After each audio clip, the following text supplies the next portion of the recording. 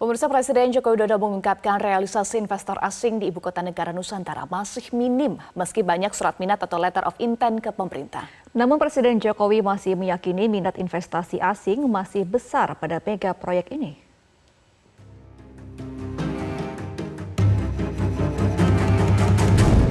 Pembiayaan mega proyek pembangunan ibu kota Nusantara di Kalimantan Timur nyatanya masih jauh dari target. Bahkan belum ada investor asing yang secara langsung berinvestasi. Hal ini diungkap Presiden Joko Widodo pada Senin 20 November 2023. Presiden menyebut meski sudah ada 300 letter of intent yang sudah ditandatangani, namun realisasinya belum bisa dilakukan. Tapi memang sampai saat ini yang real untuk memulai memang belum. Tetapi dengan tumpukan LOI sebesar itu masa satu aja enggak.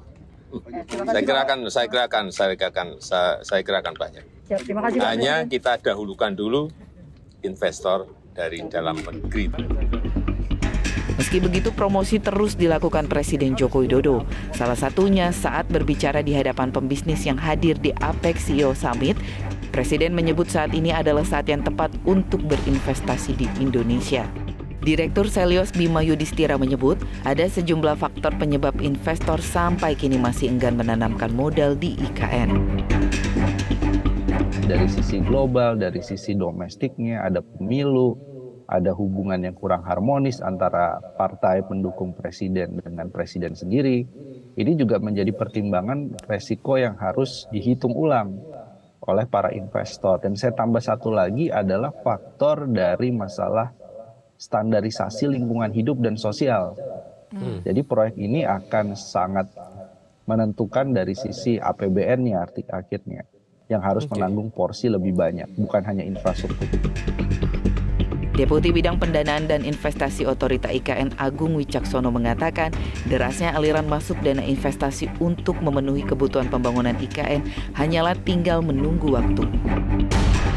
Yaitu slide yang menunjukkan pertama adalah sebaran minat dari para investor di seluruh dunia, ya, dan di situ terlihat memang paling banyak itu investor Indonesia, ya, dari 305, ya, 172 itu investor merah putih.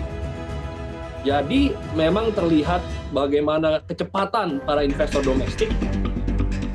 Namun pengamat politik Ray Rangkuti menyebut proyek ini berpotensi mangkrak melihat perkembangan pembangunan IKN yang kian layu.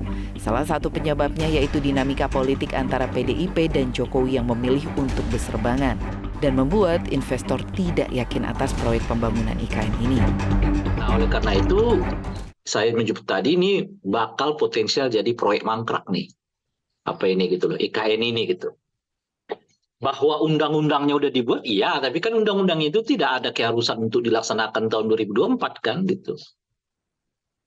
Undang-undang itu hanya menceritakan bahwa ya IKN itu pindah dari Jakarta ke tempat yang lain. Tempat yang lain itu juga nggak ada ketentuan itu harus di Kalimantan gitu.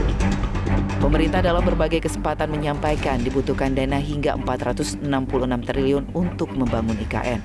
Anggaran itu bersumber dari APBN senilai 89,4 triliun, KPBU senilai 253,4 triliun, dan BUMD serta BUMN senilai 132,2 triliun.